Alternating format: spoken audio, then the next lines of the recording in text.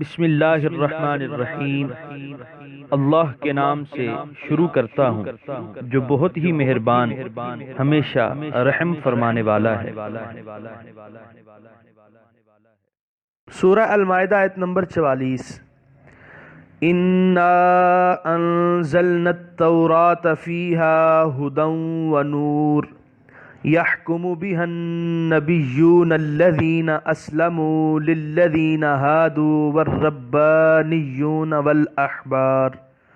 وَالْأَحْبَارُ بِمَا اسْتُحْفِظُوا مِنْ كِتَابِ اللَّهِ وَكَانُوا عَلَيْهِ شُهَدَاءَ فَلَا تَخْشَوُا النَّاسَ وَاخْشَوْنِ وَلَا تَشْتَرُوا بِآيَاتِي ثَمَنًا قَلِيلًا وَمَن لَّمْ يَحْكُم بِمَا أَنزَلَ اللَّهُ فَأُولَٰئِكَ هُمُ الْكَافِرُونَ۔ ترجمہ: بے شک اتاری ہم نے تورات، اس میں ہدایت اور نور ہے، حکم دیتے رہے اس کے مطابق انبیاء جو ہمارے فرما بردار تھے یہودیوں کو، اور اسی کے مطابق حکم دیتے رہے اللہ والے اور علماء اس واسطے کے محافظ ٹھہرائے گئے تھے اللہ کی کتاب کے، اور وہ تھے اس پر گواہ۔ پس نہ ڈرا کرو لوگوں سے اور ڈرا کرو مجھ سے، اور نہ بیچا کرو میری آیتوں کو تھوڑی سی قیمت سے، اور جو فیصلہ نہ کرے اس کتاب کے مطابق جسے نازل فرمایا اللہ نے تو وہی لوگ کافر ہیں۔ سورہ المائدہ آیت نمبر 44 کے پہلے حصے کی تفسیر۔ اس رکوع میں دو چیزوں کو بڑی وضاحت سے بیان فرمایا گیا ہے۔ ایک یہ کہ تورات، انجیل اور قرآن مختلف اور متضاد اور ایک دوسرے کی تردید اور تکذیب کرنے والی کتابیں نہیں، اور نہ یہ کہ جب تک دو کا انکار نہ کیا جائے تیسری پر ایمان درست نہیں ہو سکتا، بلکہ یہ سب ایک سرچشمہ فیض کی نہریں ہیں۔ ہر ایک میں نور ہے جو گمراہی کے اندھیروں کے لیے پیغام موت ہے، ہر ایک میں ہدایت ہے جو طالبان مولا کی دستگیری کر کے شاہد مقصود تک پہنچا دینے والی ہے۔ دوسری چیز یہ کہ یہود نے تورات اور نصارہ نے انجیل سے فائدہ نہ اٹھایا اور احکام الہی کی جگہ اپنی ہوا و ہوس کے پرستار بن کر رہ گئے۔ اے حاملان قرآن، وہ ایڑی چوٹی کا زور صرف کریں گے کہ تمہیں بھی اپنی کتاب سے دور کر دیں۔ خبردار، کہیں تم بھی ان کے دامے فریب میں پھنس کر اس سنہری موقع کو ضائع نہ کر دینا۔ سورہ المائدہ آیت نمبر 44 کے دوسرے حصے کی تفسیر۔ حکم دیتے رہے اس کے مطابق انبیاء۔ یہود کو تورات جس میں نور و ہدایت تھی عطا کی گئی تھی، مدت دراز تک ان کے انبیاء، ان کے اولیاء اور ان کے علماء اس کے مطابق فیصلہ کرتے رہے اور اس کی حفاظت کی ذمہ داری جو ان پر عائد کی گئی تھی اس کو ادا کرتے رہے۔ لیکن بعد میں جب یہ ہدایت و نور کا صحیفہ دنیا پرست علماء اور نفس پرور زاہدوں کے قبضے میں آ گیا تو انہوں نے نہ اس پر عمل کیا اور نہ اس کی حفاظت کی۔ اس تحفظو کے لفظ سے معلوم ہوتا ہے کہ تورات کی حفاظت کی ذمہ داری اللہ تعالیٰ نے بنی اسرائیل کے اولیاء اور علماء کے سپرد کی تھی۔ جب تک وہ اس ذمہ داری کو بجا لاتے رہے، تورات ہر تحریف اور رد و بدل سے محفوظ رہی۔ جب عبادت گزاروں اور علم والوں میں اخلاص اور للہیت نہ رہی بلکہ جاہ طلبی اور دنیا طلبی کا غلبہ ہو گیا تو یہ ہدایت و نور کا صحیفہ رہبان اور احبار کی جاہ طلبی اور دنیا پرستی کی نظر ہو کر رہ گیا۔ انہوں نے اپنی مطلب برآری کے لیے اس میں رد و بدل کر دیا۔ سورہ المائدہ آیت نمبر 44 کے تیسرے حصے کی تفسیر۔ اور نہ بیچا کرو میری آیتوں کو تھوڑی سی قیمت سے۔ اس میں مسلمانوں کو بھی تنبیہ ہو رہی ہے کہ علماء یہود کی طرح بادشاہوں اور امیروں سے ڈر کر تم بھی قرآن کے معنی میں ہیر پھیر نہ شروع کر دینا، بلکہ اللہ تعالیٰ سے ڈرتے رہنا جس نے اگر پکڑ لیا تو کوئی چھڑا نہ سکے گا۔ اگر اس کی نگاہ لطف و کرم سے محروم کر دیے گئے تو دنیا تنگ ہو جائے گی اور کہیں گوشۂ عافیت نہ ملے گا۔ سورہ المائدہ آیت نمبر 44 کے بقیہ حصے کی تفسیر۔ تو وہی لوگ کافر ہیں۔ یہاں فرمایا گیا کہ جو لوگ اللہ کے نازل کیے ہوئے احکام کے مطابق فیصلہ نہیں کرتے وہ کافر ہیں۔ اسی رکوع کی آیت نمبر 45 میں ایسے لوگوں کو ظالم کہا گیا اور آیت نمبر 47 میں ایسے لوگوں کو فاسق کہا گیا۔ بعض لوگوں کا یہ خیال ہے کہ یہ آیات صرف یہودیوں اور عیسائیوں کے بارے میں نازل ہوئیں، لیکن یہ درست نہیں، کیونکہ کسی خاص شخص کے متعلق کسی آیت کے نازل ہونے کا یہ مطلب نہیں ہوتا کہ وہ آیت بس اسی سے مخصوص ہو کر رہ گئی، اس کا حکم اب کسی دوسرے شخص پر نافذ نہیں ہوگا۔ اس لیے صحیح یہی ہے کہ اسے یہود کے ساتھ مخصوص نہ کیا جائے بلکہ اس کا مفہوم عام رکھا جائے۔ چنانچہ علماء اہل سنت نے من لم یحکم بما انزل اللہ مستہینن بھی منکر لہ، یعنی جو شخص اللہ کے حکم کی توہین اور تحقیر کرتے ہوئے اس کے مطابق فیصلہ نہ کرے گا وہ کافر ہوگا، کیونکہ احکام شرعیہ کی توہین اور تحقیر کی صرف وہی جرت کر سکتا ہے جس کا دل ایمان و یقین کے نور سے خالی ہو۔ علامہ بیضاوی نے ایسے شخص کو کافر، ظالم اور فاسق کہنے کی بڑی لطیف وجہ بیان کی ہے۔ فرماتے ہیں یعنی اس وجہ سے کہ انہوں نے احکام الہیہ کو تسلیم کرنے سے انکار کر دیا وہ کافر ٹھہرے، اور اس وجہ سے کہ انہوں نے اس قانون کو چھوڑ دیا جو عین عدل و انصاف تھا وہ ظلم کے مرتکب ہوئے، اور اس لیے کہ انہوں نے اللہ تعالیٰ کی حدود کو توڑا وہ فاسق کہلائے۔ اس کے بعد بیضاوی فرماتے ہیں کہ یہ بھی جائز ہے کہ یہ تینوں لفظ کفر، ظلم اور فسق احکام الہیہ سے سرتابی کرنے والوں کے مختلف حالات کے پیش نظر کہے گئے ہوں، یعنی اگر اس نے یہ سرتابی از راہ تمرد و تحقیر کی تو وہ کافر ہے، اور اگر دل میں انکار تو نہیں بلکہ ویسے حکم عدولی ہو گئی تو وہ ظالم و فاسق ہوگا۔ سچ تو یہ ہے کہ ان آیات کے بعد کسی مسلمان کے لیے کوئی گنجائش نہیں رہتی کہ وہ اپنے لیے، اپنی قوم اور اپنی رعایا کے لیے ایسے قوانین تجویز کرے جو احکام خداوندی کے خلاف ہوں۔ سورہ المائدہ آیت نمبر 45۔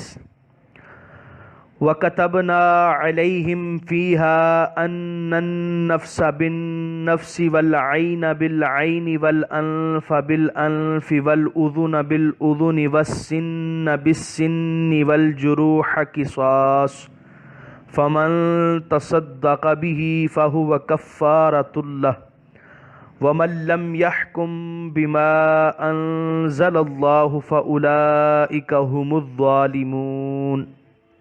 ترجمہ: اور ہم نے لکھ دیا تھا یہود کے لیے تورات میں یہ حکم کہ جان کے بدلے جان، آنکھ کے بدلے آنکھ، ناک کے بدلے ناک، کان کے بدلے کان اور دانت کے بدلے دانت، اور زخموں کے لیے قصاص، تو جو شخص معاف کر دے بدلہ تو یہ معافی کفارہ بن جائے گی اس کے گناہوں کا، اور جو فیصلہ نہ کرے اس کتاب کے مطابق جسے اتارا اللہ نے تو وہی لوگ ظالم ہیں۔ سورہ المائدہ آیت نمبر 45 کے پہلے حصے کی تفسیر۔ تورات میں طرح طرح کے رد و بدل کے باوجود آج بھی یہ حکم موجود ہے جو قرآن کی حقانیت کی تصدیق کرتا ہے، لیکن اگر نقصان ہو جائے تو جان کے بدلے جان لے، اور آنکھ کے بدلے آنکھ، دانت کے بدلے دانت اور ہاتھ کے بدلے ہاتھ، پاؤں کے بدلے پاؤں، جلانے کے بدلے جلانا، زخم کے بدلے زخم اور چوٹ کے بدلے چوٹ۔ کتاب مقدس پرانا عہد نامہ خروج باب 21 آیت 23 تا 25 صفحہ 73۔ سورہ المائدہ آیت نمبر 45 کے بقیہ حصے کی تفسیر۔ تو جو شخص معاف کر دے بدلہ تو یہ معافی کفارہ بن جائے گی اس کے گناہوں کا۔ ظالم کے لیے عبرتناک سزا تجویز فرمائی، اس کے ساتھ ساتھ مظلوم کو عفو و درگزر کی تلقین کی۔ عدل و انصاف اور رحم و کرم کا کتنا حسین امتزاج ہے۔ سورہ المائدہ آیت نمبر 46۔ وَقَفَّيْنَا عَلَىٰ آثَارِهِمْ بِعِيسَى ابْنِ مَرْيَمَ مُصَدِّقًا لِمَا بَيْنَ يَدَيْهِ مِنَ التَّوْرَاةِ وَآتَيْنَاهُ الْإِنْجِيلَ فِيهِ هُدًى وَنُورٌ وَمُصَدِّقًا لِمَا بَيْنَ يَدَيْهِ مِنَ التَّوْرَاةِ وَهُدًى وَمَوْعِظَةً لِلْمُتَّقِينَ۔ ترجمہ: اور ہم نے پیچھے بھیجا ان کے نقش قدم پر عیسیٰ بن مریم کو، تصدیق کرنے والا جو اس کے سامنے موجود تھا یعنی تورات، اور ہم نے دی اسے انجیل، اس میں ہدایت اور نور تھا، اور تصدیق کرنے والی تھی جو اس سے پہلے تھا یعنی تورات، اور یہ انجیل ہدایت اور نصیحت تھی پرہیزگاروں کے لیے۔ سورہ المائدہ آیت نمبر 46 کی تفسیر۔ حضرت موسیٰ علیہ السلام کے بعد سلسلہ نبوت جاری رہا، مختلف مقامات پر مختلف اوقات میں انبیاء مبعوث ہوتے رہے، ان کے پیچھے اور ان کے نقش قدم پر حضرت عیسیٰ علیہ السلام تشریف لے آئے، انہوں نے تورات کی تصدیق کی، انہیں انجیل دی گئی، وہ بھی تورات کی طرح سراپا ہدایت و نور تھی۔ سورہ المائدہ آیت نمبر 47۔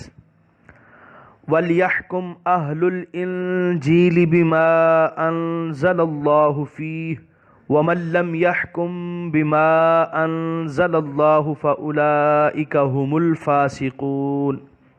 ترجمہ: اور ضرور فیصلہ کیا کریں انجیل والے اس کے مطابق جو نازل فرمایا اللہ تعالیٰ نے اس میں، اور جو فیصلہ نہ کریں اس کے مطابق جسے اللہ تعالیٰ نے اتارا ہے تو وہی لوگ فاسق ہیں۔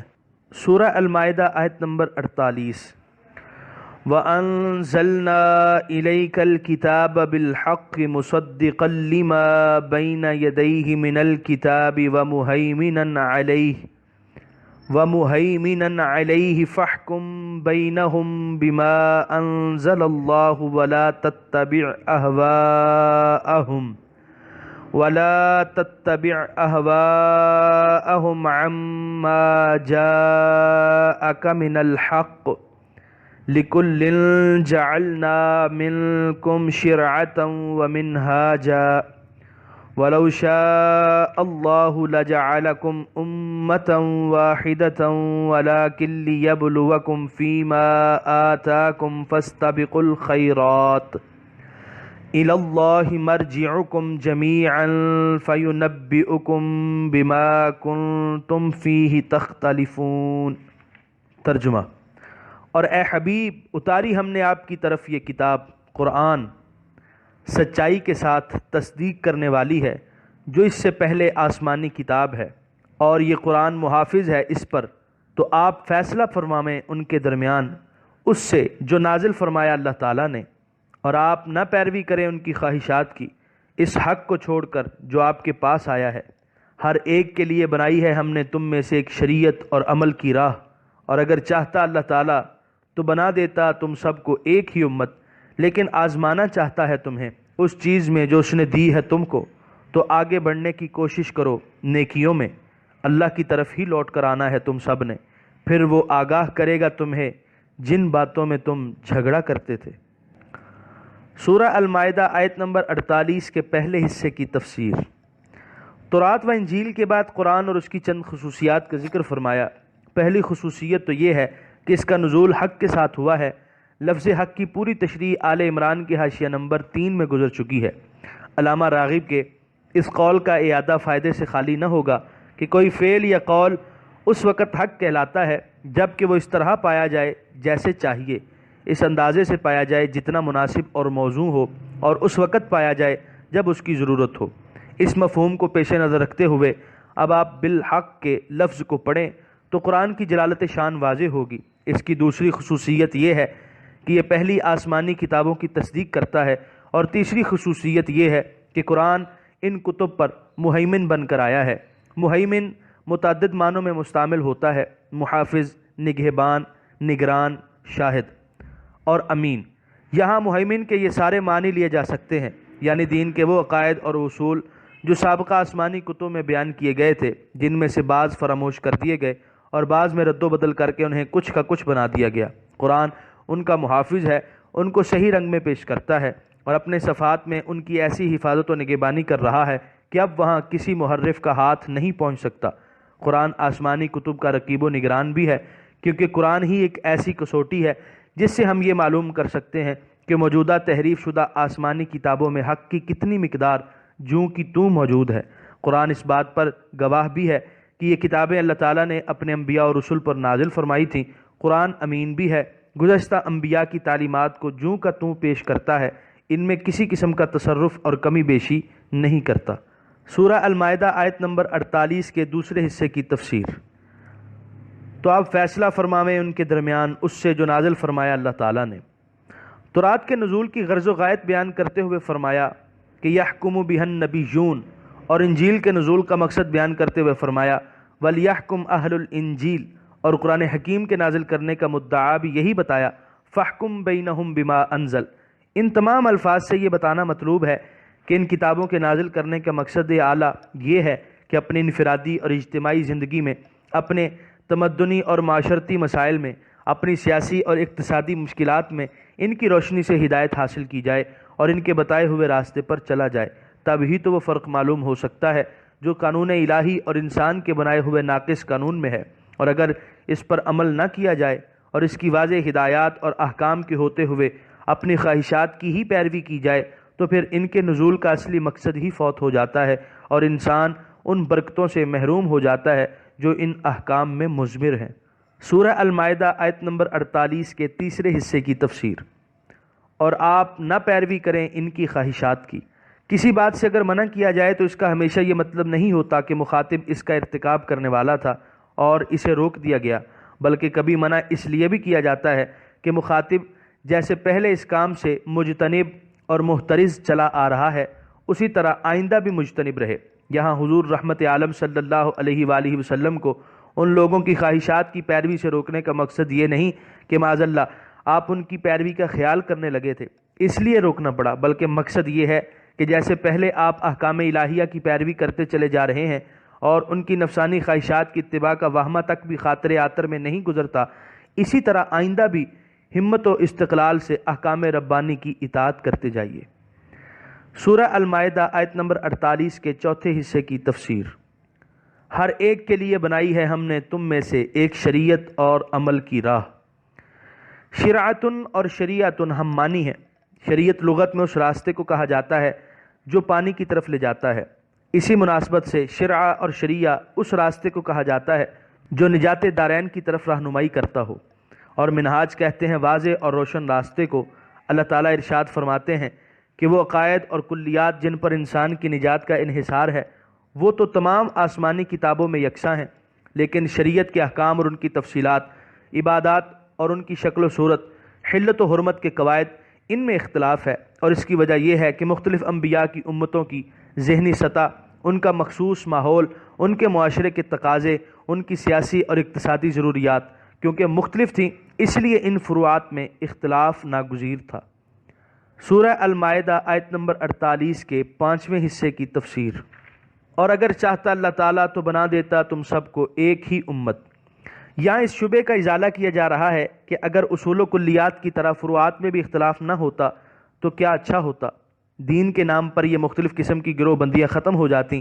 اس کا ایک جواب تو وہی ہے جو لکل جعلنا کے ضمن میں دیا جا چکا ہے کہ بنیادی عقائد و کلیات میں یکسانیت کے باوجود فروعات میں یہ اختلاف عین حکمت ہے، اور اس کا دوسرا جواب یہ دیا کہ ان کا امتحان بھی مقصود تھا، کیونکہ اللہ تعالیٰ پر ایمان لانے کا مقصد تو یہ ہے کہ اس کے ہر حکم کے سامنے سر اطاعت خم کر دیا جائے۔ بیت المقدس کی طرف منہ کر کے نماز ادا کرنے کا حکم ہو تو کعبے کو چھوڑ کر ادھر رخ کر لیا جائے، اور اگر اسے چھوڑ کر کعبے کی سمت منہ کرنے کا فرمان صادر ہو تو وہ نماز پڑھتے ہوئے ہی کعبہ کی طرف منہ کر لے اور دل میں کسی قسم کا تردد نہ ہو۔ علامہ بیضاوی نے اس کا یہ مفہوم بھی بیان کیا ہے کہ اگر اللہ تعالیٰ چاہتا تو جبراً ہر ایک کو اسلام کا پابند کر دیتا اور کسی کے لیے مجال انکار ہی نہ رہتی، لیکن یوں اس لیے نہیں کیا گیا تاکہ لوگوں کی آزمائش ہو جائے کہ کون اپنے اختیار سے اس دین حق کو قبول کرتا ہے اور کون جان بوجھ کر اعتراض کرتا ہے۔ سورہ المائدہ آیت نمبر 48 کے 6 حصے کی تفسیر۔ تو آگے بڑھنے کی کوشش کرو نیکیوں میں۔ اس مقام پر یہ جملہ کتنا معنی خیز ہے کہ ان جھگڑوں میں پڑھ کر اپنا قیمتی وقت ضائع نہ کرو، بلکہ اللہ کے اس آخری دین، آخری کتاب اور آخری رسول صلی اللہ علیہ وآلہ وسلم پر ایمان لے آؤ، اور دوسرے لوگوں سے نیکی کے میدان میں بازی لے جانے کی سر توڑ کوشش کرو۔ اہل کتاب کو غیرت دلائی جا رہی ہے کہ عرب کے مشرک اور جاہل لوگ تو دھڑا دھڑ اس دین کو قبول کر کے اللہ تعالیٰ کی رضا کی جستجو میں راہ راست پر تیزی سے قدم بڑھائے چلے جا رہے ہیں، اور تم صاحب علم و دانش اور اہل کتاب ہو کر فضول بحثوں اور بیکار حجت بازیوں میں اپنی عمریں برباد کر رہے ہو۔ چھوڑو ان لا یعنی باتوں کو اور ایمان و عمل کی سیدھی راہ پر چل پڑو۔ سورہ المائدہ آیت نمبر 48 کے 7ویں حصے کی تفسیر۔ اللہ ہی کی طرف لوٹ کر آنا ہے تم سب نے۔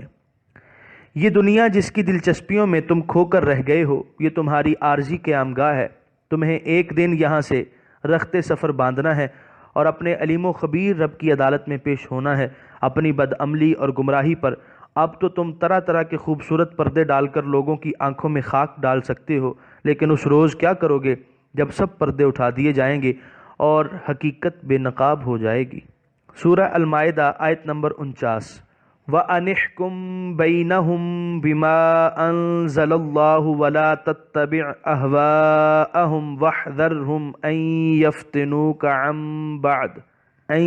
يَفْتِنُوكَ عَن بَعْدِ مَا أَنزَلَ اللَّهُ إِلَيْكَ فَإِن تَوَلَّوْا فَاعْلَمْ أَنَّمَا يُرِيدُ اللَّهُ أَن يُصِيبَهُم بِبَعْضِ ذُنُوبِهِمْ وَإِنَّ كَثِيرًا مِّنَ النَّاسِ لَفَاسِقُونَ۔ ترجمہ۔ اور یہ کہ فیصلہ فرمائیں آپ ان کے درمیان اس کے مطابق جو نازل فرمایا ہے اللہ تعالیٰ نے، اور نہ پیروی کریں ان کی خواہشات کی، اور آپ ہوشیار رہیں ان سے کہ کہیں برگشتہ نہ کر دیں آپ کو اس کے کچھ حصے سے جو اتارا ہے اللہ تعالیٰ نے آپ کی طرف، اور اگر وہ منہ پھیر لیں تو جان لو کہ بے شک ارادہ کر لیا ہے اللہ تعالیٰ نے کہ سزا دے انہیں ان کے بعض گناہوں کی، اور بے شک بہت سے لوگ نافرمان ہیں۔ سورہ المائدہ آیت نمبر 49 کے پہلے حصے کی تفسیر۔